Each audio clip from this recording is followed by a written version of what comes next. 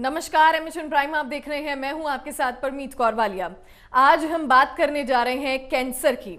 Cancer आज के समय में एक क्यूरेबल डिसीज है, यानी कि कैंसर का इलाज संभव है और सही समय रहते हम अपनी जान भी बचा सकते हैं। लेकिन कैंसर किन कारणों की वजह से होता है, शुरुआती लक्षण क्या हैं और किस तरह का लाइफस्टाइल हमें अपनाना चाहिए जिससे हम कैंसर जैसी बीमारी से दूर जा सकते हैं, इसी पर आज बात करेंगे। हमारे साथ डॉक्टर दीपक कुमार जैन मौजूद हैं, डायरेक्टर हैं, सर्जिकल ऑन्कोलॉजिस्ट हैं। डॉक्टर का वेलकम करेंगे। चलिए, तो आज का हमारा टॉपिक है कैंसर और हमारे साथ डॉक्टर मौजूद हैं। डॉक्टर दीपक कुमार जैन हैं जो कि डायरेक्टर हैं, सर्जिकल ऑन्कोलॉजी, गोल्ड मेडलिस्ट भी हैं। डॉक्टर बहुत बहुत वेलकम है एमएच1 प्राइम पर। Thank you so much Parmeet. So doctor, आज हम क्योंकि बात कर रहे हैं कैंसर के बारे में, सबसे पहले तो हम ये जानना चाहते हैं कि कैंसर होता क्या है। परमीत, ये बी हेल्दी सीरीज की बहुत अच्छी सीरीज है। कैंसर के बारे में चर्चा करना बहुत ज़रूरी है। तो कैंसर एक अनकंट्रोल्ड प्रोलिफरेशन ऑफ सेल्स होता है, यानी कैंसर अगर कोई भी कोशिकाएं अपने आप बढ़ने लगें जो कि रेगुलेट नहीं हो रही हैं बॉडी में और उसकी वजह से गांठ या किसी घाव का रूप ले लें तो उसको हम कैंसर कह सकते हैं।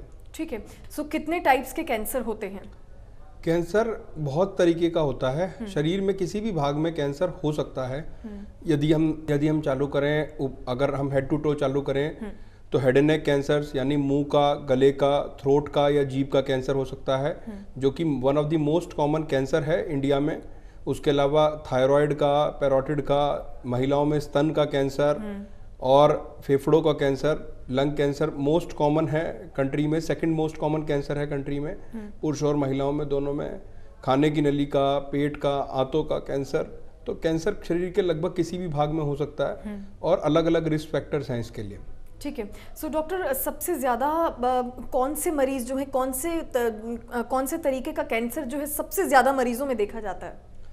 अगर हम हमारे देश के डेटा की बात करें तो इंडिया में मुख्यतः हमारा हेड एंड नेक कैंसर यानी मुंह का या गले का कैंसर और ये सबसे ज़्यादा कॉमन है।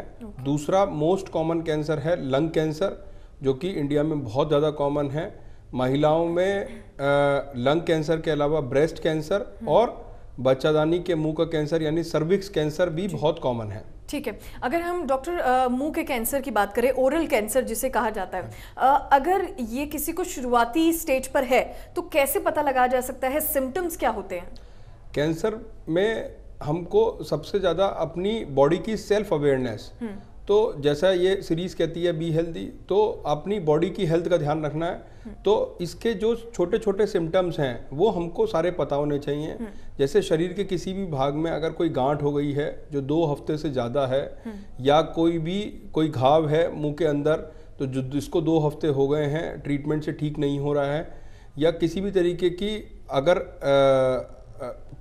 लेटरिन के रास्ते या अगर खून जाता है, पेशाब के रास्ते कोई खून जाता है जो अपने आप हो रहा है, किसी भी वजह से ट्रीटमेंट से ठीक नहीं हो रहा है, या खांसी में कोई खून आ रहा है तो जिसको हेमोप्टिसिस कहते हैं, तो ये सारी चीज़ें अगर एक बहुत छोटे छोटे सिम्टम्स हैं जिसमें हमें कैंसर के डॉक्टर को दिखाकर कैंसर की जांच करानी चाहिए। ठीक है। तो क्या डॉक्टर गले में भी किसी तरह की गांठ बनती है?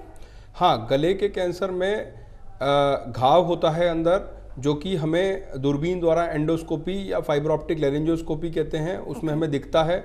और उसकी मेटास्टेसिस होके यानी वहाँ से फैल के गर्दन में लिम्फ नोड्स में भी आ सकता है, जो कि एक गांठ का रूप भी ले सकता है। ठीक है। सो डॉक्टर, ये क्यूरेबल होता है? क्या ये ठीक हो सकता है?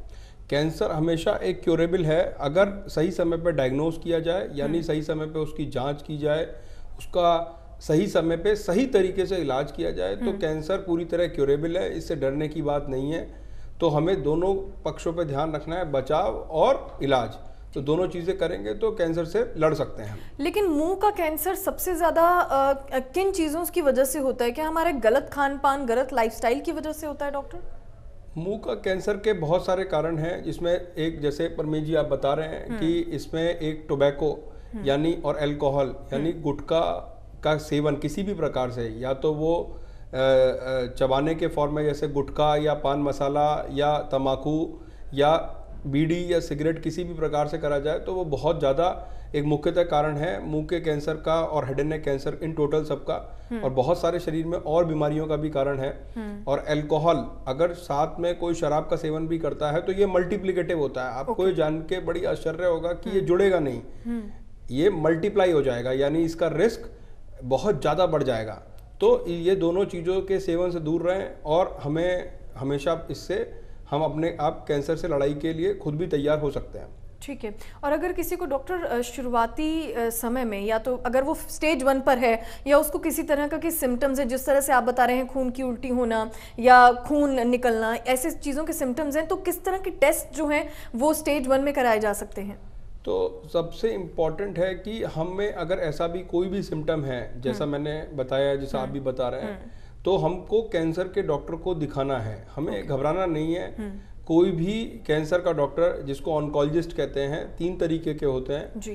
कि या तो सर्जिकल ऑन्कोलॉजिस्ट होते हैं जो कैंसर का ऑपरेशन करते हैं, या मेडिकल ऑन्कोलॉजिस्ट होते हैं जो कैंसर में कीमोथेरेपी से इलाज करते हैं, या रेडिएशन ऑन्कोलॉजिस्ट होते हैं जो कैंसर में सिकाई यानी रेडियोथेरेपी से इलाज किया जाता है। तो किसी भी ऑन्कोलॉजिस्ट को एक बार जरूर दिखाएं। कोई भी ऑन्कोलॉजिस्ट कैंसर ढूंढना नहीं चाहता है, कोई भी नहीं चाहता है कि आपको कैंसर हो। हमारा एक मुख्यतः उद्देश्य ये होता है कि हम कैंसर को मिस नहीं करना चाहते हैं। तो दोनों चीजों की अप्रोच में बड़ा अंतर है कि यदि आप दिखाएंगे तो हम रूल आउट करेंगे कि ये कैंसर नहीं है, तो उससे ज्यादा फायदा है कि हमको वो मिस नहीं करना है, जिससे कि वो बढ़े नहीं और एक भयानक रूप ना ले।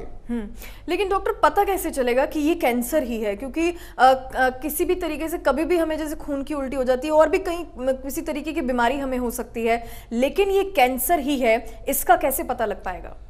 अगर मैंने अभी भी ये चीज बोला था कि 2 हफ्ते से ज्यादा अगर कोई भी सिम्टम परसिस्ट कर रहे हैं, तो या तो किसी भी तरीके की गांठ हो गई है, उसको हम 2 हफ्ते से ज़्यादा, स्तन में गांठ हो गई है, गले में गांठ है, या मुंह में कोई घाव है, या खून की उल्टी हो रही है। खून की उल्टी होना बिल्कुल नॉर्मल बात नहीं है, अगर एक एपिसोड भी होगा तो कैंसर के डॉक्टर को दिखाना चाहिए। या पेशाब के रास्ते में खून आना बिल्कुल भी नॉर्मल बात नहीं है। Single episode is an indication कि हम एक कैंसर के डॉक्टर को दिखाएं। लैट्रिन के रास्ते में खून आ रहा है, वो पाइल्स की वजह से भी हो सकता है, लेकिन वो कैंसर की वजह से भी हो सकता है। तो हमेशा अगर 2 हफ्ते या 3 हफ्ते हो गए तो हम जरूर दिखाएं। तो यही एक छोटी सी पहल है जिसमें कि हम शुरुआती दौर में चीजों को एक बार पकड़ सकते हैं और पूरी तरीके से उसको ठीक कर सकते हैं। ठीक है। और दूसरी जो मोस्ट कॉमन लोगों में देखा जाता है वो है लंग्स कैंसर। डॉक्टर, जिस तरह से आप बोल रहे थे, उसके क्या सिम्टम होते हैं? किस तरह से लोगों को पता लग पाएगा कि हमें लंग कैंसर के शुरुआती दिन चल रहे हैं?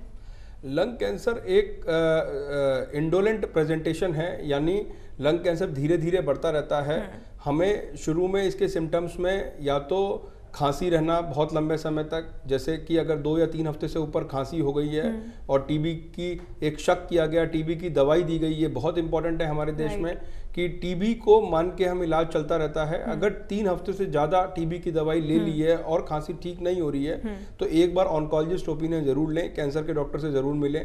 कभी भी खांसी में खून आना या कोई वेट लॉस हो रहा है, 10% से ज़्यादा वेट लॉस अगर 3 से 4 महीने में हो जाता है, यानी जैसे अगर कोई 60 किलो का व्यक्ति है और उसका 6 किलो वजन से ऊपर लॉस हो गया, जिसकी उसने मेहनत नहीं करी, अपने आप ही हो गया, जिसका कपड़े ढीले हो गए या किसी तरीके का उसको पता लग रहा है, तो वो एक बहुत इंपॉर्टेंट सिम्टम्स हैं जिनको हमें इग्नोर नहीं करना चाहिए। तो सीटी स्कैन या HRCT थोरैक्स या पेट सीटी स्कैन, ऐसी कोई हमें जांच ऑन्कोलॉजिस्ट से मिलकर जरूर करनी चाहिए। क्या डॉक्टर हम लोगों को जिस तरह से अगर कोई 4th स्टेज में है, सो उसको क्या कुछ किस तरह का लाइफस्टाइल लेना चाहिए और डॉक्टर उसको क्या सजेस्ट करते हैं, किस तरह का ट्रीटमेंट उनका होता है? 4th स्टेज नहीं, हमेशा किसी भी स्टेज में या बिना स्टेज के भी हमेशा लाइफस्टाइल अच्छा होना चाहिए। ठीक है। हमेशा हर एक को हेल्दी हैबिट्स, हेल्दी डाइट हमें फॉलो करनी चाहिए। जितनी भी बड़े घर वाले, घर के बड़े अच्छे खान पान की बातें करते हैं, टाइम से सुबह उठना, रात को समय से सोना, अच्छा घर का खाना खाना, green leafy vegetables, fruit juices, fruits अपनी डाइट में रखना, जंक फूड से दूर रहना और अल्कोहल और टोबैको जैसी चीज़ों से बिल्कुल दूर रहना। आपको ये जानकर आश्चर्य होगा कि टोबैको से हमारे देश में लगभग 50,000 से ज़्यादा डेली पर ईयर इंक्रीमेंट होता है डेथ का। तो करीब $5,000 मिलियन के ऊपर इंडियन गवर्नमेंट कम से कम स्पेंड करती है टोबैको और टोबैको की बीमारियों को करने के लिए, ठीक इलाज करने के लिए, कि टोबैको से यदि अगर किसी भी कारण से मृत्यु हो गई या उसकी बीमारियों के लिए गवर्नमेंट मेडिकल कॉलेज में हमको इलाज करना पड़ा, तो टोबैको की वजह से $5,000 मिलियन का लॉस होता है। ये कहीं ज्यादा है टोबैको के रेवेन्यू से, अगर हम रेवेन्यू की बात करें तो ये पर ईयर है। तो ये सारी चीजें कोई बहुत अच्छी नहीं है। हमें हमेशा अच्छी आदतों के ऊपर ध्यान रखना चाहिए और हमेशा अच्छी कंपनी और अच्छे विचारधारा से हमें रहना चाहिए। जी डॉक्टर, आजकल ब्लड कैंसर के बारे में भी बहुत सुना जाता है। ये किस तरह का होता है और क्या ये बाय बर्थ से ही चलता है? क्योंकि ब्लड कैंसर, ब्लड तो हमारे शरीर में वैसे भी होता है, फिर किन चीज़ों से होता है ये? ब्लड कैंसर मुख्यतः मेरा डोमेन नहीं है, मैं सर्जिकल ऑन्कोलॉजिस्ट हूँ, लेकिन यदि ब्लड कैंसर में हम बात करें तो दो तरीके के होते हैं, एक लिम्फोमा है, एक ल्यूकेमियाज हैं। तो सारे जितने भी सेल्स हैं ब्लड के अंदर, बहुत सारे सेल्स होते हैं, लिम्फोसाइट्स होते हैं, न्यूट्रोफिल्स या रेड ब्लड सेल्स, ये सब बोन मैरो से बनते हैं। तो बोन मैरो हमारी जो शरीर की बड़ी हड्डियां हैं उनके अंदर की कैविटी के अंदर जो टिश्यू रहता है उसे हम बोन मैरो कहते हैं, जहाँ से सब कुछ बनता है। तो यदि अगर वहाँ का कोई डिस्टर्बेंस होता है तो ब्लड कैंसर हो सकता है। ये बहुत एक बड़ा स्पेक्ट्रम ऑफ डिसऑर्डर है जिसके अंदर बहुत कई प्रकार के कैंसर होते हैं। कई बार बच्चों के एज ग्रुप में भी हो जाता है, बड़ों के एज ग्रुप में भी हो जाता है। तो इसके लिए हमेशा अपने मेडिकल ऑन्कोलॉजिस्ट या हिमेटो ऑन्कोलॉजिस्ट से मिलें और हम उसके लिए आगे उसके बारे में चर्चा कर सकते हैं। क्या डॉक्टर ये भी क्यूरेबल होता है?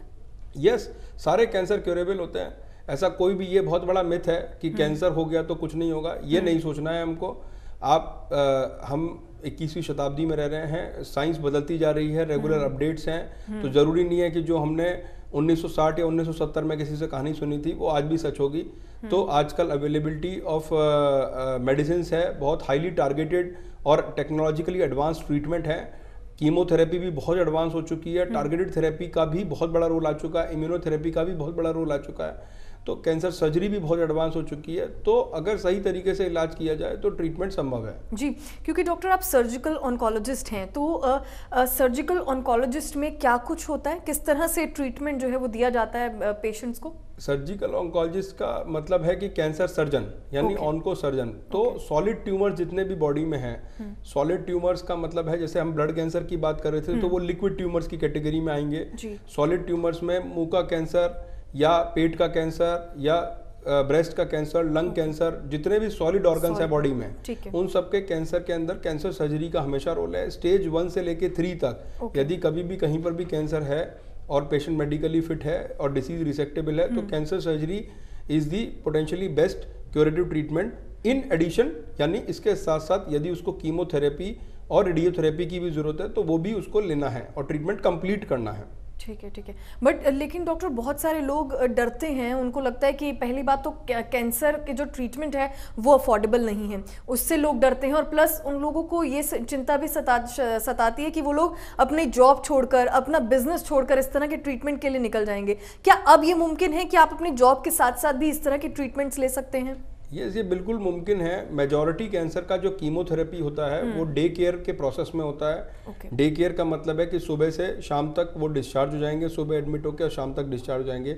बहुत ही कम 4 to 5% केसेस में इंटेंसिव रेजिमेंट होता है जिसमें 1 या 2 दिन के लिए एडमिट रहना पड़ेगा।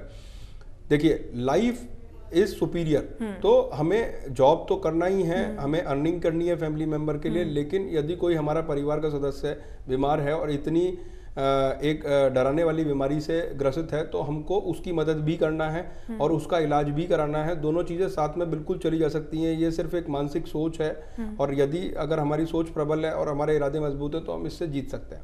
ठीक है।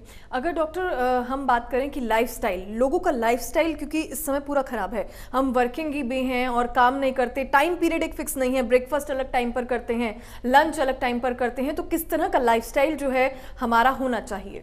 लाइफस्टाइल हमेशा हेल्दी होना चाहिए। हमेशा टाइम पे हम अगर सुबह थोड़ा सा समय एक्सरसाइज के लिए दें, आधा ही घंटा दें भले ही, और या अगर हम जॉब पे भी जल्दी आ गए हैं तो हम वहाँ पर भी थोड़ा सा, आजकल ज़्यादातर कॉर्पोरेट ऑफिसेज में या कहीं पर भी छोटा एक वर्कआउट प्लेस बनने लगा है, तो लाइफस्टाइल मॉडिफिकेशन सब लोगों का आने लगा है। तो छोटा सा वर्कआउट आधे घंटे का समय हम उसके लिए दें, वेट ना बढ़ने दें, हेल्दी डाइट अपने पास रखें। हेल्दी डाइट बड़ा सिंपल सा कंसेप्ट है, तो वो हमारे साथ फॉलो करें। स्ट्रेसफुल लाइफ है, दैट आई एक्सेप्ट, लेकिन हम कोशिश करें कि हम डी स्ट्रेस्ड रहें और एक प्रॉपर नींद लें टाइमली। तो ये सारी चीज़ें करेंगे और थोड़ा सा योगा को और थोड़ा सा प्राणायाम को, ये सारी चीज़ें हम अपनी लाइफ में थोड़ा इनकल्ट्रेट करें तो सारी चीज़ें बहुत अच्छे से हो सकती हैं। ठीक है, क्योंकि मैं पहले भी बता रही थी डॉक्टर की, क्योंकि पेशेंट्स ये सोचते हैं कि अफोर्डेबल नहीं है। क्योंकि मैंने आपसे जब पहले हमारी डिस्कशन चल रही थी तो आपने सेंटर के बारे में भी बताया कि किस तरह से आप अफोर्डेबल तरीके से हर एक फैसिलिटी जो है पेशेंट्स को देते हैं और ट्रीटमेंट जो है वो सही ढंग से करते हैं। तो किस तरह की फैसिलिटीज़ जो हैं आपके सेंटर में दी जाती हैं? तो ये एक हमारी एक पहल है, हम कुछ कैंसर के डॉक्टर्स ने मिलकर एक संस्था, एक एनजीओ संस्था बनाई उम्मीद, और उसके नाम से हमने एक कैंसर सेंटर डेवलप किया। तो जिसका पहला cancer centre Vaishali metro station के पास वैशाली गाजियाबाद में है। इसका नाम C4U कैंसर सेंटर है, comprehensive cancer care and cure. तो ये एक नाम से एक छोटी सी शुरुआत करी गई। तो इसके अंदर एक डे केयर सेंटर है जहाँ पे कीमोथेरेपी बहुत ही हाईली सब्सिडाइज रेट्स में कैंसर के मरीजों को दी जाती है, जो कि बिना डिस्क्रिमिनेशन के है। तो उसके अंदर कोई भी कीमोथेरेपी कम से कम 70-80% डिस्काउंटेड रेट्स पे, यानी किसी भी कॉरपोरेट अस्पताल से या किसी भी प्राइवेट अस्पताल से 70 से 80% डिस्काउंटेड रेट्स पे वो कीमोथेरेपी वहाँ पे संस्था द्वारा उपलब्ध कराई जाती हैं। और अगर आप रेट्स का कंपैरिजन देखेंगे तो ये इवन टाटा मेमोरियल हॉस्पिटल और एम्स जैसे अस्पतालों से भी कई बार हम कॉस्ट इफेक्टिव प्रूव होते हैं या कंपेरेबल उनके रेट्स रहते हैं। तो ये एक बहुत अच्छी पहल है। करीब पिछले 2 वर्षों में करीब 800 से ज़्यादा मरीज इस छोटे से अभियान से बेनिफिट हो चुके हैं। तो केवल प्रिवेंशन नहीं, हम ट्रीटमेंट के लिए भी लोगों की हेल्प करते हैं। वहाँ पे कैंसर के मरीजों को कीमोथेरेपी के अलावा अगर रेडिएशन की भी ज़रूरत है या फिर कैंसर सर्जरी की भी ज़रूरत है तो उसमें भी संस्था उनकी मदद करती है। ठीक है। सो डॉक्टर, आखिरी में आज आप हमारी ऑडियंस को क्या टिप देंगे, डॉक्टर एडवाइस क्या देंगे? अगर आप छोटा सा भी श्लोक याद कर लेंगे तो सर्वे संतु सुखिना सर्वे संतु निरामया। तो निरोग ही स्वस्थ रहना है। तो be healthy and be safe and हम सब लोग मिलके कैंसर के लिए लड़ेंगे और हम इसको बचाव और इसके इलाज दोनों के लिए तत्पर हमेशा खड़े रहेंगे। ठीक है। और शुरुआती लक्षणों को इग्नोर नहीं करना है, डॉक्टर के पास जाइए और टेस्ट जरूर कराएं। यस। चलिए, ठीक है। बहुत बहुत शुक्रिया डॉक्टर, आप हमारे साथ जुड़े, डॉक्टर दीपक, और आपने बहुत सारी जानकारियां जो आज हमारी ऑडियंस को दी, डॉक्टर एडवाइस भी दी, और किस तरह से आप फिट और हेल्दी रह सकते हैं ये सब आपने बताया। Thank you so much doctor. Thank you so much. Thank you. So इसी के साथ इस खास पेशकश में फिलहाल के लिए इतना ही। डॉक्टर दीपक हमारे साथ बने हुए थे जो हमें आज बता रहे थे कि किस तरह से हम कैंसर जैसी एक बड़ी बीमारी से निजात पा सकते हैं, किस तरह से हमें पूरा ट्रीटमेंट लेना चाहिए और शुरुआती लक्षण अगर हमें दिखे तो हम किस तरह की सावधानियां हमें बरतनी चाहिए। फिलहाल के लिए इस खास पेशकश में इतना ही। हमें दीजिए इजाजत। नमस्कार।